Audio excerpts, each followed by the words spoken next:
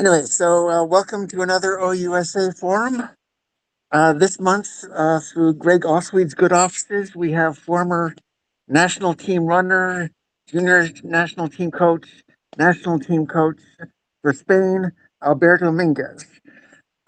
He's also the author of, I do not remember the Spanish title, but I think it translates as The Training of the Orienteering Runner or something along those lines. As well as another book of semi-memoir stories from his orienteering life. It's an anthology of short stories that's combined with kind of training methodology. Yeah. Yes. Sorry, Alberto. Sorry. Anyway, Yeah. so a guy with deep expertise in orienteering and also who is heavily involved in the Spanish national elite programs. While they went from being basically a peer of the United States to definitely a step or two above us in performance. So I'm sure we have a lot to learn from him. We're going to have Alberto present for a bit, then conversation between him and Greg, and then we'll throw the floor open to questions. As always, if you can't, please don't interrupt them unless they call for questions. You can throw comments into the chat anytime you like. Please be muted if you aren't actually called on to given the floor. And we are recording this, as always, for people to see later on the YouTube channel. So if that bothers you, don't show your face or don't speak or leave whatever it takes to make you comfortable. With that, over to you, Alberto. You can share your screen anytime. Yeah, okay. Here.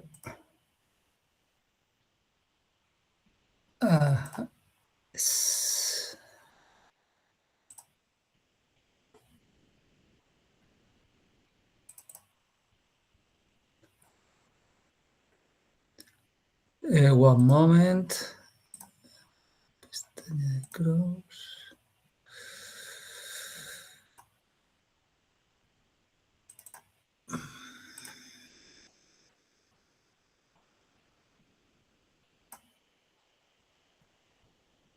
I think no, I don't. We've got your screen, but it looks like Windows Explorer at the moment. Yeah, but I have to open this. And sorry, I'm going to because I have opened the presentation, but I don't know.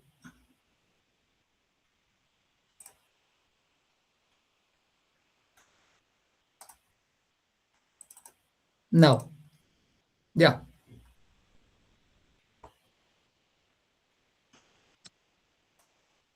Okay, looks good. Yep. If you can start the slideshow, we'll probably get full screen without the screen's detail, and then we're good to go. Yeah, I think I have the full screen now, but I don't know why it's not possible. So I think if you go to the top where it says slideshow, I think yes. Yeah. I do it, but I don't know. Oh, okay. Why? Yeah, I think I'm going to do it like this one. Okay. I think that it's only 7 slides, and it's very easy to see. I think in this way. It's visible enough right now, certainly. So yeah, okay. Let's not spend too much time on trying to get it just a tiny bit larger. Okay. Well, as John introduced me, Alberto Minguez, and then here in the next, I'm going just a little bit of presentation about me, because I am a runner from 1988, long time ago, when I was studying PE. And I discovered the orienteering, and I said, okay, this is my sport, I think, because I can run, I can think, I can go with through the forest, and I think that it's a very nice forest, very nice sport for me. But it was a very different sport in the 80s that now. But I have been running for a long time, as you see. I finished my career like a runner in the national team in 2002, more or less, and I started to to study, to know about how to coach people. And in 2006 I started to coach some different runners, and we started later, we can talk about it, a high performance center in Madrid. It was the first time that orienteering went into the into this kind of sport. It was very difficult to see in this center, because it's a center in Madrid that there are a lot of sports there: athletics, swimming, and all the Olympics and no Olympics. And we got the right to go there with this program, and I started with it, and nowadays is still there, and I hope that for many years will be there. I'm always orienteering student because I like very much orienteering, and of course coaching, how to coach better and better. And now it's very quick if you don't study a lot, then you stuck in one level. And I think that it's always necessary to study all about training, all about psychological aspects, tactical, etc. And also I wanted to write, as you said, John, 2 books. And the first one, it was about the orienter training. Yeah, and the second one, as Greg told us, it's about more psychological aspects with a little bit of literature. And well, I think that it's okay. And I have a podcast also where I speak about training, about also psychological aspects, and other things, and also some interviews to people, normally Spanish. But I also had an interview to Michel Georgiou, the Thierry Georgiou's father, and I think that I would like to continue with this kind of information for all the people, all the orienters people. Well, then I would like to transmit you, talking with John and Greg, how in Europe, in Spain, in this case, to get a good level in Europe. I think that orienteering is very difficult. Also, if you are not Nordic. Now, 20 years ago, with Thierry Georgiou, the French guy, started to know that it's possible for people that are not or Swedish or Norwegians or Finnish or Denmark. Is it possible to get a very high level, like a country like Spain or like Italy or other or out of Europe also? Well, I think that nowadays it's possible, but not easy. No?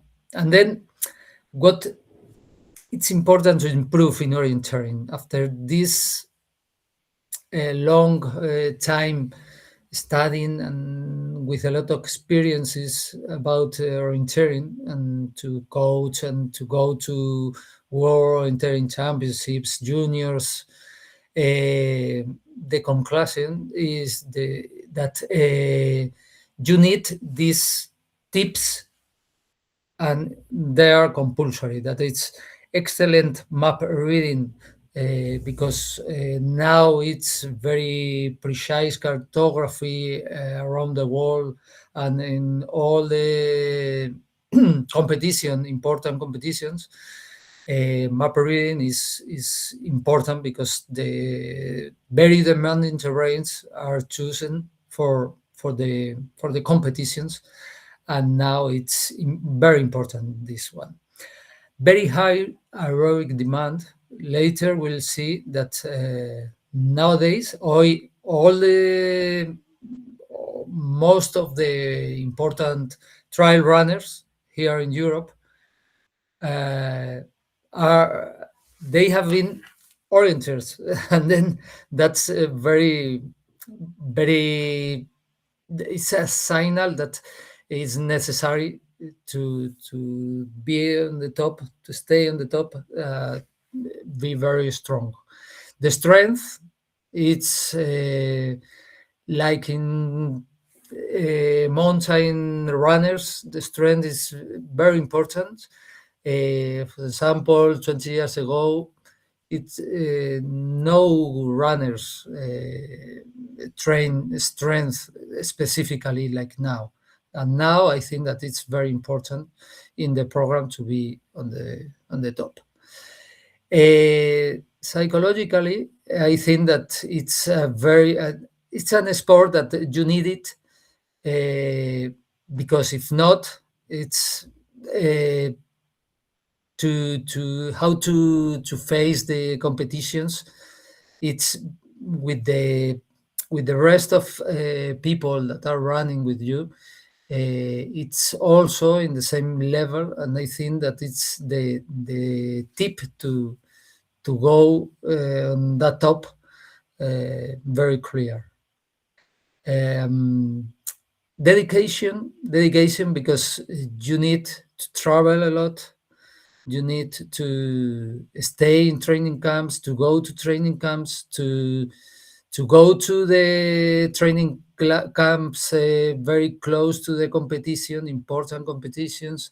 And then that's dedication. Later, I'll talk about one Spaniard that it's dedication, all dedication to this, and he got the top 20 in the World Championships, but it was because his job permit him do it, family, a lot of things. And then I think that the dedication is also a tip necessary, and also a training group.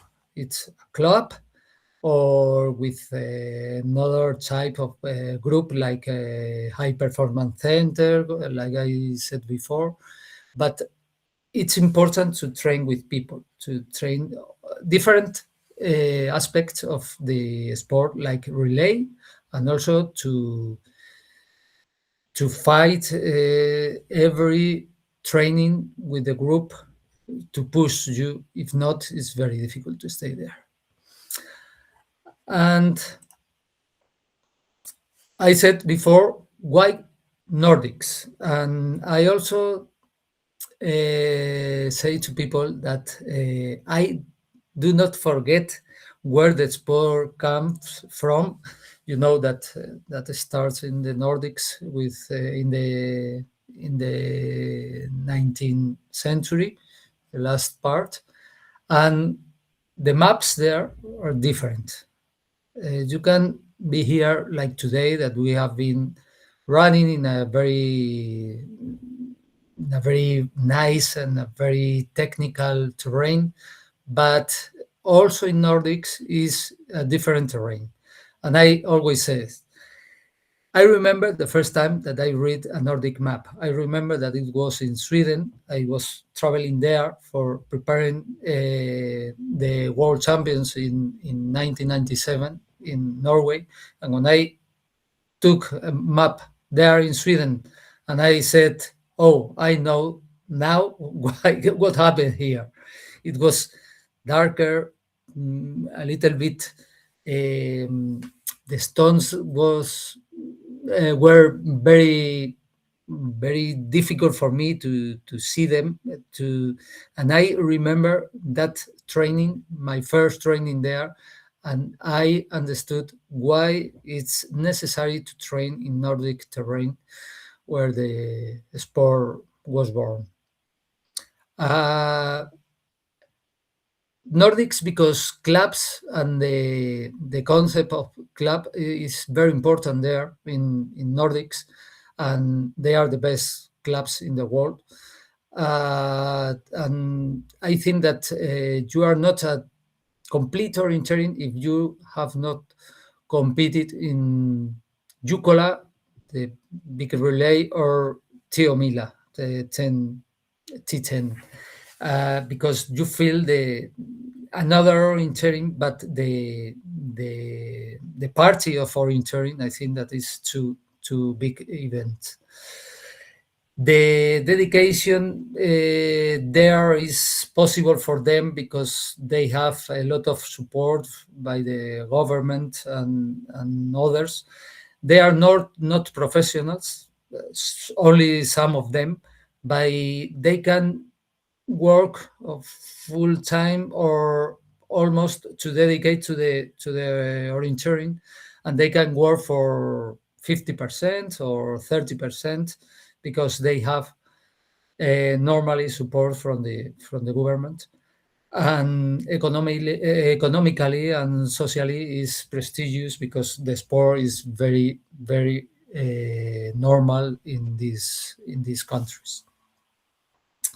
Well, and this I have been preparing this pyramid where I can say that physical, technical, and mental condition are the base. You need that to go to the next step, and the group, the coach, and time, I said, is the next step. You need it. Training camps, Nordic club.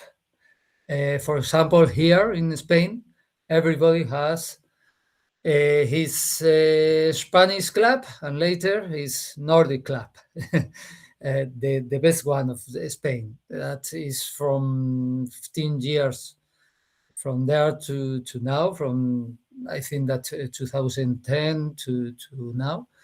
Everybody is at the top of Spaniards and also the French guys, all the European people that are on the top or are very good or go to the World Orienteering Championships or European Championships has a Nordic club. And go to training camps, traveling there to go with them, to compete with them, and to improve with them. It's necessary. And of course, experience in very Nordic champs, in European champs, in different terrains, and also in all the walks or European or terrain, Nordic terrain or not. But if a big event like European Championships or World Orienteering Championships are in Nordics, it's very difficult for another people except genius like Thierry Georgiou or others, or Swiss like Matthias Kiburs or different people from Nordics, but they are just few of them. If not, they are also from Nordics. And if you have all these steps, maybe now or never, but it's necessary and compulsory to have there to this. And I wanted to finish this little presentation before the correct answer questions. It's to who did or who did that or who are doing that actually. Well, the best example is Thierry Georgiou. He is French. He started to run orienteering with 5 years old, 6 years old, with his father. He was a very dedicated man to a group of high performance center in France, and then they started to fight against the Nordics. In 2003, he won his first middle distance in Switzerland. He was there seeing, and he was incredible from there to 2017, and I think the best orienteer in the history until now. And here we have another examples. Here is Greg, not because he is present here, because I think that he has been living in Europe, and I think that he is a very good orienteer, and he knows this process very well. I think that he agrees with that, and also others like I put there. Luis Nogueira is the guy who is in the left of Greg, and I train still now. He finished his career like orienteer, but he's now going to dedicate to the mountain running. And he's one of the guys that I said that the dedication was incredible all his career, and he got the 17th place in World Orienteering Championships in long distance. Very difficult, more than in sprint, for example, I think. And also 16th in European Championships, and that's very, very tough to get. Very, very tough. Personally, I think that he's an incredible guy. And also up there is Andreu Blanes. He is now one of the best mountain runners in the world. He was third in last World Champions, and he is now professional mountain, and he was seventh 2 times in sprint World Orienteering Championships. He was in the like Luis in this high performance center. I train with them, and it's very important for me this kind of runners, and to be that they are there now. And these other two now actually are one of the best in the world. Alvaro Casado, now he was sixth in KO modality sprint, and Ana Toledo was World University Championships 2 years ago or 3, and she is now at the top of the, also more in sprint, because I think that for people different from Nordics, or sprint is a modality that can open to all around the world, because physically it's very demanding, and it's easy to read how you run a map more than forest. Forest is very difficult to get the top, and I think that they are now improving a lot, because they live now in Norway, and they are improving with club with Hadlen, one of the most important clubs in the world, and they are improving, and I hope that they will get the top very soon. They are ready, but I think that in the forest now they are fighting for it. Okay, and that's all that I wanted to tell you, and I think that it's time to speak. Yeah. And No, sorry, my English. Sometimes I think that it's not very, very strong, but I think that enough to understand me. Perfectly fine, Alberto. Thank you very much for your Okay. presentation.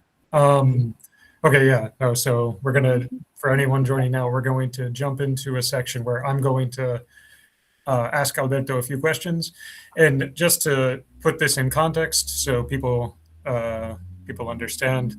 It looks like Alberto's video has gone out for me. I don't know if it's going out for other people, but Yeah. okay. Mhm. Well, I can anyway, still see both your video just fine, so I think it's okay, so okay. that's just for me then. All right, all right. Well, I'll talk to. I know what Alberto looks like, so I don't need to see his video. But just to put this in context for everyone, like the reason that I'm asking the questions is because Alberto and I have known each other for a long time. Anyone who doesn't know, I lived in Spain from 2012 to 2017, and still have plans to go back, but not just leaving that there for now.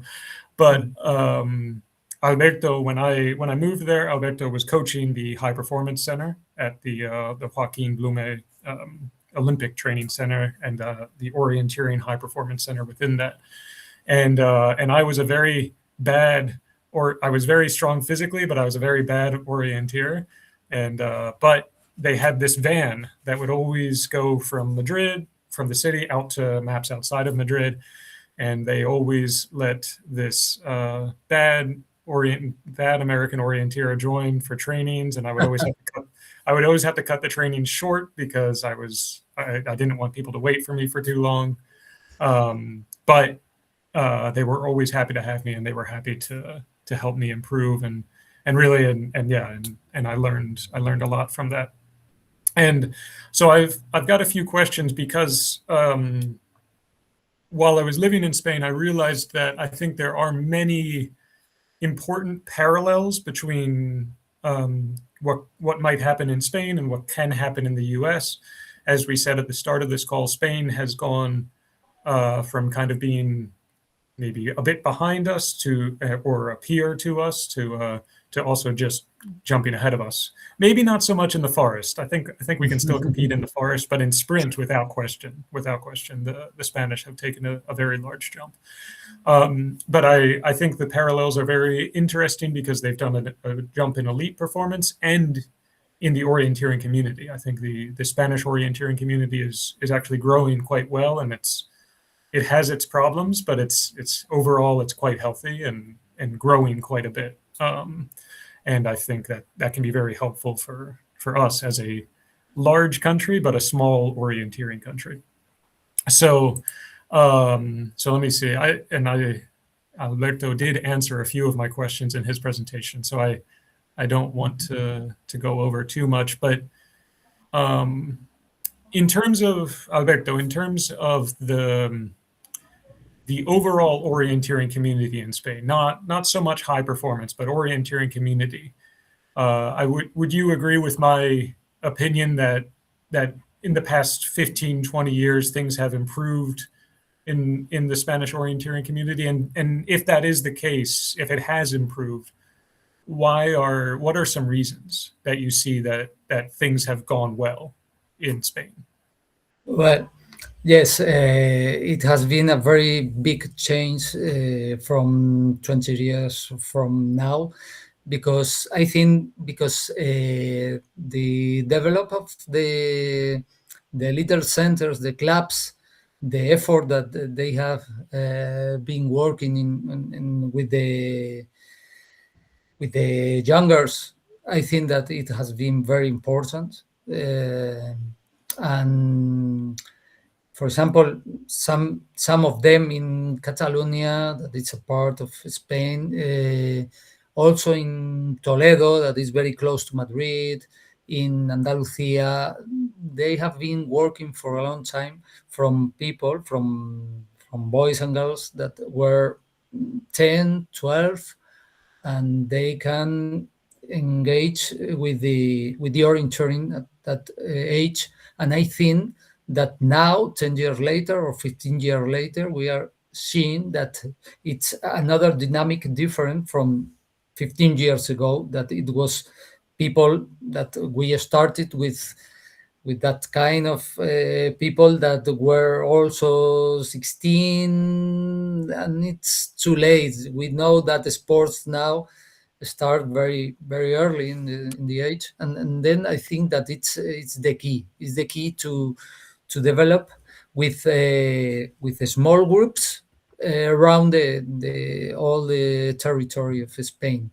And that's now we are seeing that, for example, in EJOC, that it's European Youth of Orienteering Championships, that it's the most important for under 16 and under 18 years old. They are now we are champions in long distance, and then that's incredible because Antonio Martinez, that now is also professional, that I didn't see before, but tell you before, but it's another guy that was top 10 in a sprint. He was a winner also in scholar championships and also in European Youth Championship, but it was the only one. But now there are some of them, and There are then many. Yeah, there are we are several. growing, and that's incredible because it's very nice. And also I think that that there are a lot of competitions out of Nordics, and that's very good because orienteering is more open, more in I think in this kind of competition, not in the absolute category. But I think that it is the key to start early and to go on, but not only in a center like in Madrid, but in the different parts of Spain. I think that it's the key. So that's thank you for that, because that leads me to two other questions I had. And the first, well, I guess the first is kind of two questions in one, but you talked about clubs and small centers supporting juniors throughout, Yeah. throughout the territories. So so how can clubs support these juniors who might become elite athletes? And if they're how could so I guess what I mean to say is, how can clubs support their juniors and elite athletes, and why is it important? Why do you, if it is important, why do you think it might be important for them to support their juniors and elite athletes? Yeah. Mm-hmm. Yeah, I think that it's orienteering. I think that it's a very difficult sport to train because you need a van, you need cars, you need fathers that wanted to go to the trainings, and then I think that the local governments, it's necessary to put this kind of things to train. If not, it's very difficult, really, because you have it's not a court where you can go with a ball and to develop the sport. You need to train in the forest. It's compulsory because that when you get a high level of in map reading, then no problem. You have to improve physically, and you can go with your big club. But at that age, it's very important to move to the maps and to practice technically, and that it's difficult to develop into a club, to develop the trainings and also. And then I think that their coaches need to put their own car, the vans, and that's it, a little bit crazy because it's very altruistic, very difficult sometimes to develop. But nowadays it's there are a lot of people that wanted to develop the sport, and then I think that is necessary this kind of things. I think that the father, mother, family, its support is also very important. If not, it's very difficult to develop. Then I think government, clubs, and family also. Okay. So, so my next question, kind of still thinking about this idea of junior development, it was an observation. I mean, it was an easy observation for me in Spain, but it was a very big difference from how we approach large events in the US. And I think I feel that it's been very pivotal in Spain's growth. And it is the concept of what they call hard floors, Yes. suelo duros, Yeah. which, just to explain, I mean, you'll often see, if you go to a competition in Spain, you'll see a sign that says, like, with an arrow, and it says suelo duro this way, hard floor this way. And for an English speaker, just saying hard floor this way doesn't really make much sense. But just to explain, they rent a local public gym, and everybody can bring a sleeping pad and a sleeping bag, and you pay €3 or €4 for a weekend, and you have showers, bathrooms, and a place inside to put down your sleeping bed. I know for me, going to, especially when I first moved to Spain, it was very critical to have that because I was not able to afford hotels every weekend. And so I feel like that's been important. What do you think, Alberto? How does the concept of hard floors, does that help the community junior development? What do you see? Yeah, I think that there are 2 points with hard floor, and we always say the hard floor is always hard.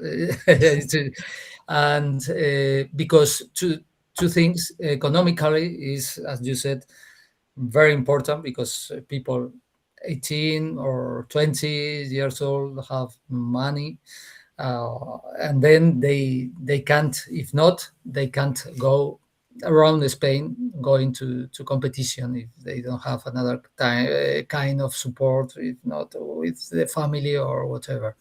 And then that's very important because normally it's also compulsory. If you organize an event, you need to offer the hard floor, and that's very good for youngers, and that's necessary. But there is another point that it's more important, that it's a social to share with your club, with your people, for other younger people, and they live an experience, incredible experience, every weekend that there are competitions.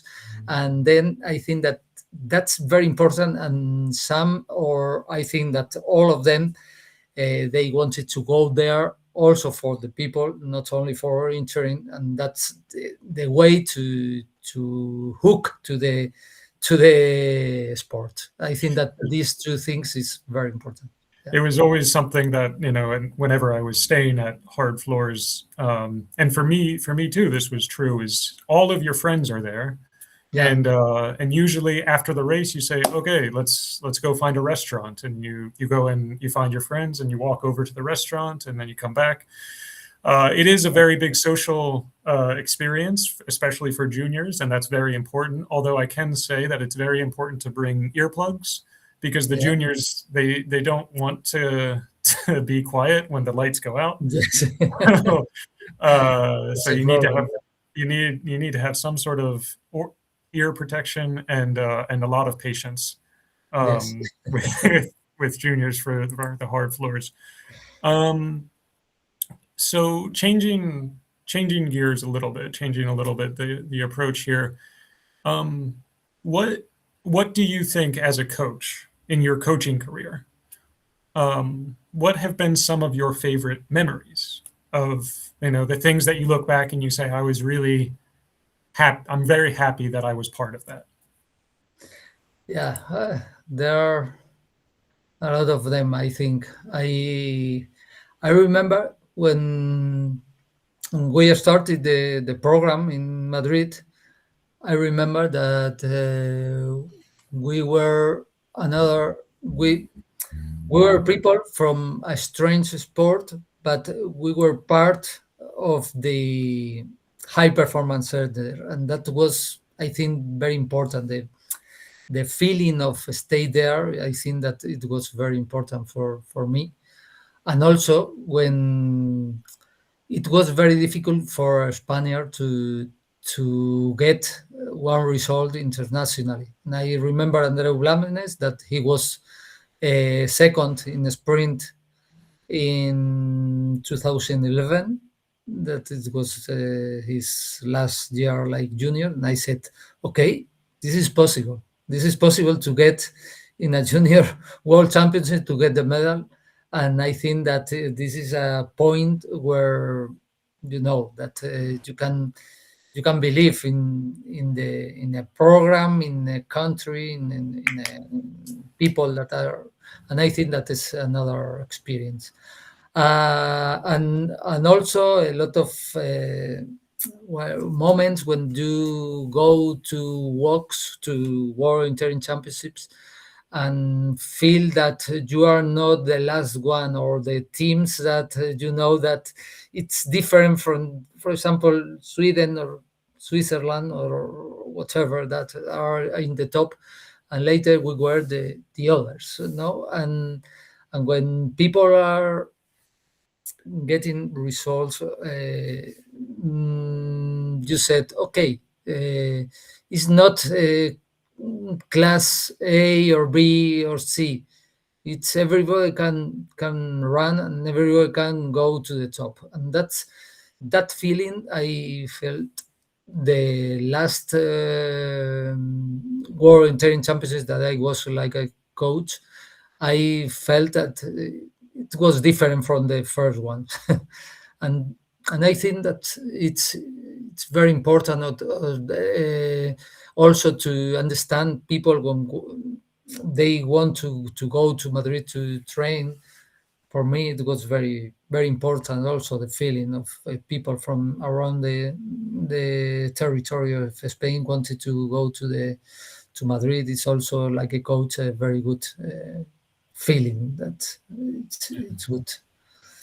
Well, I have many more questions, but I'll try to keep it to just one. So we have, if anybody else wants to ask any, we can do that. But I wanted to give some more explanation of something. If anybody follows me on Attack Point, you may have seen something that I posted on there that I posted it's a translation of some advice that I received in Spain, and I call it's called the 10 basic mental aspects of orienteering.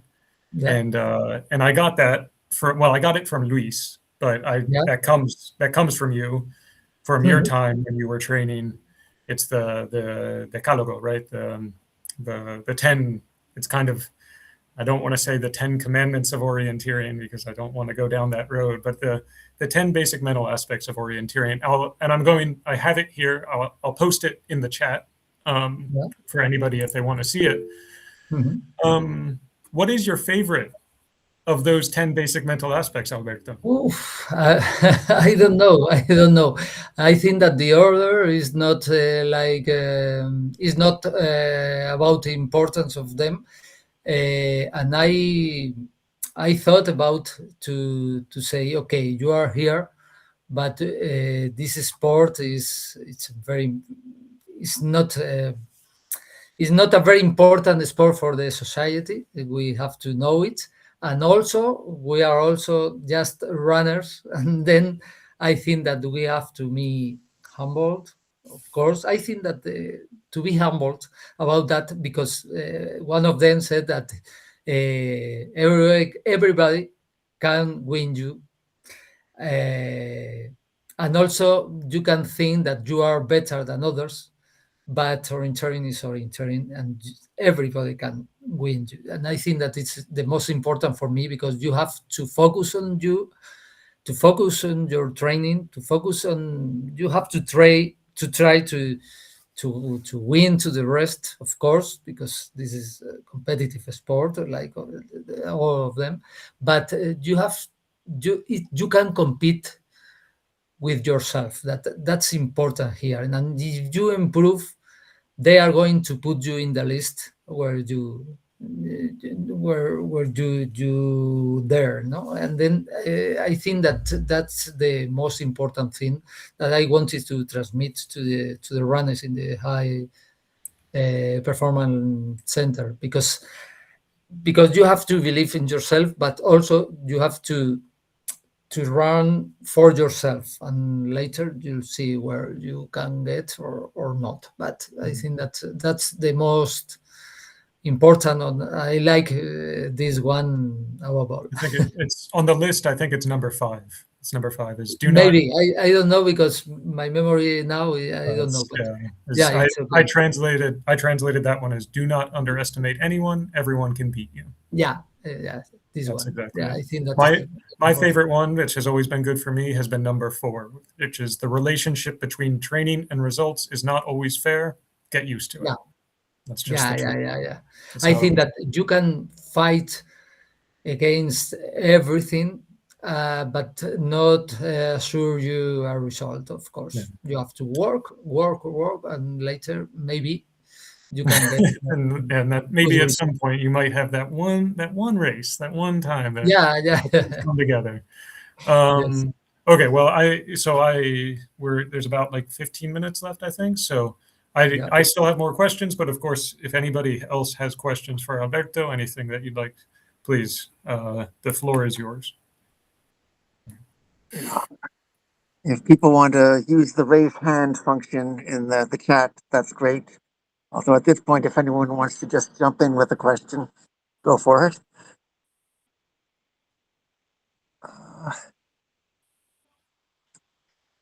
Okay, in that case, I will.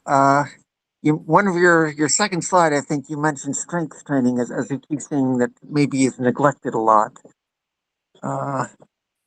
You actually used an image of someone, lifting a big barbell, Olympic style lifting. But what kind of strength training do you think is most useful for orienteers? Yeah, that's very important. And now, currently, strength is very important for all athletes. But 10 years ago, it wasn't. And I think that the strength training is just strength training. You have to improve your strength with good mobility in strength, and I think that the best one is where you have to get the high velocity when you train in the gym. You have to work with not just like 10 years ago that we have low height and a lot of repetitions, and that's not good because you do it when you are running and then you need another development of the force of the strength, sorry. And then I think that you have to work with 80% of your maximum weight, and the as much as possible velocity and low repetitions. And you have to move and to practice the basics like sit-ups and also lunges and this kind of global movements in the gym. We work actually now with this, and I think that it's important for the runners to develop this. For example, when Thierry Georgiou was there, I asked him with a lot of training camps that the French guys were practicing here and training here, and I asked them for the strength, and they said, yeah, a little bit, but now it has changed in the last 10 years or so. And then I think that is now I like very much to study about that, and I think that the best way to develop the strength. If I can follow up, so you do believe in working out with weights and machines in the gym, as at least it sounded like you also do some kind of calisthenics kind of things like lunges. Maybe you do those with weights as well, not just body weight. I mean, I've seen there are coaches who will prescribe a lot of plyometrics, the kind of explosive training. Yeah, I've read a book by one coach who's very big on you don't need any strength training except doing uphill sprints for running, yeah, because that's the most specific way to train strength and speed for all the running muscles at the same time. So there's a lot of different philosophies out there. yeah. For example, the American coach of the winners of Ultra Trail Mont Blanc, it's a American guy, very very important coach. He said that he works with his runners just with heavy vest, uh, running uphill, but that's for a very long distances, I think. But I think that it's important the strength in the with the basic movements and high weight in, and also of course you have to work in the slopes with the also specifically close to the competitions. I think that it's okay, but many months I think that currently we have to work a lot in the gym 2 or 3 times per week. I think in this, for example, here now in winter, in the first part of the season, I think that it's very important to get the base to front the forest. And also we know that a lot of terrains in Orienteering, it's a very physically demand about the strength, and I think that it's very important to develop this. Yeah. I don't think anyone has raised their hand. I don't know, Greg, if you want to deploy Yeah, one of your further like questions. like I said, I mean, well, Alberto and I could probably talk for hours as we have in the past, but Yeah. and talk. But okay, well, let me see. So this is not specific to your coaching, Alberto, but it is something that we spoke about the other day, and you have seen the impact of this. And there is no news of this happening in the U.S. so far. There's might be something happening with it soon, but I wanted to ask you about MapAnt, the idea of MapAnt in Spain. And I'm sure some people on this call are very familiar with MapAnt, but to explain a map, the first MapAnt was for Finland. I think it was 2016 or 2017 when they did it. Yeah. And it was just a kartpålauten, an auto-generated map of the entire country. And different countries have started making their own projects and doing that. And Spain in about 2020 or 2021, my old roommate, Manu, was actually the leader of the Spanish project. And now there is an auto-generated orienteering map of all of Spain that you can go and you can download a PDF, and you can download actually an open orienteering map file, so you can make the map yourself with the data. But when we spoke about it the other day, Alberto, you mentioned that it's been a big impact, or it's had a big impact in Spain, this MapAnt. Yeah. What have been some of those impacts? What have you seen? Yeah. I think that with MapAnt you can train everywhere, and that's very important. You can train, as we were talking about before. We said that we have to go to maps, orienteering maps specifically, and it's a problem for a training for our orienteer. But with MapAnt is forest. Every forest you can run in every forest, and to work in contour level.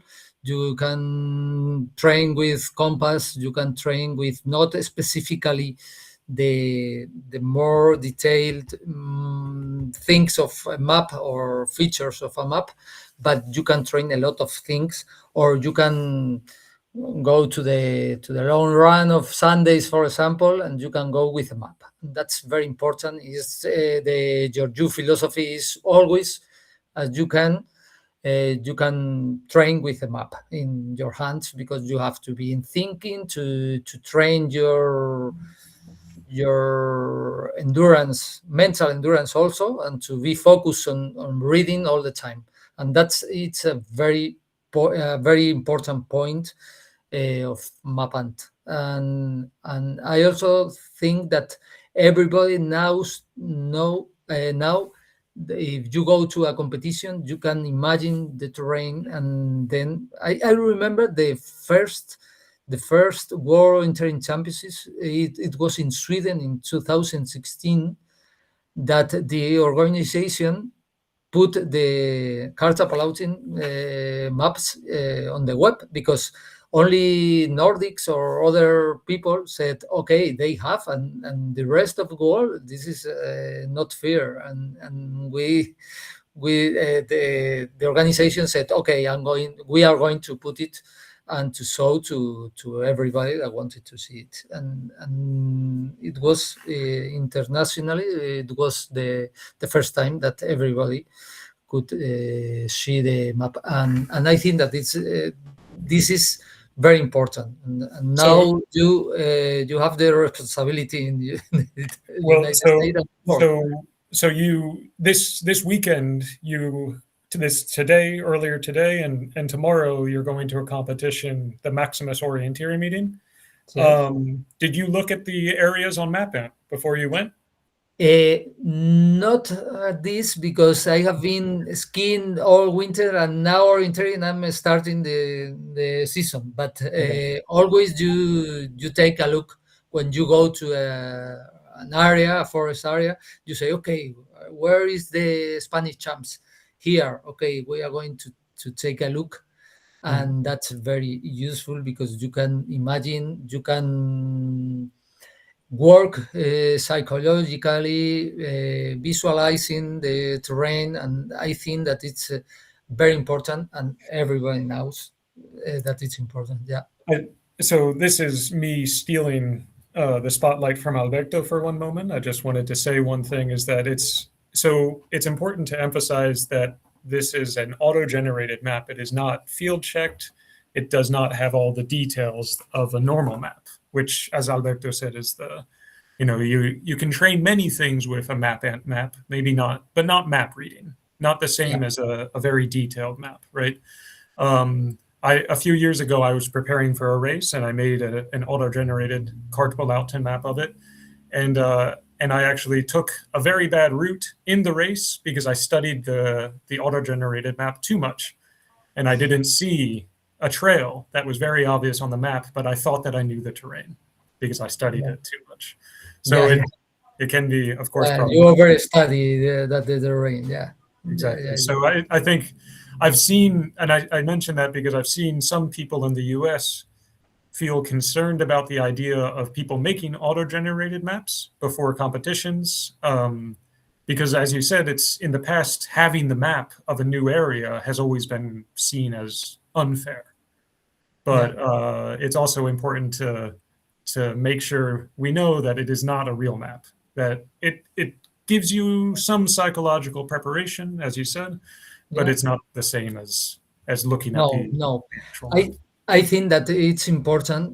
It depends on the part of the season that you are, but you can train a lot, and it's more fun also to go there and out there and to go with a map and to run, for example, 2 hours and spending time reading just control levels, like you say. And when you are going to compete or close to a competition, you have, of course, to train in a orienteering map, a detailed map.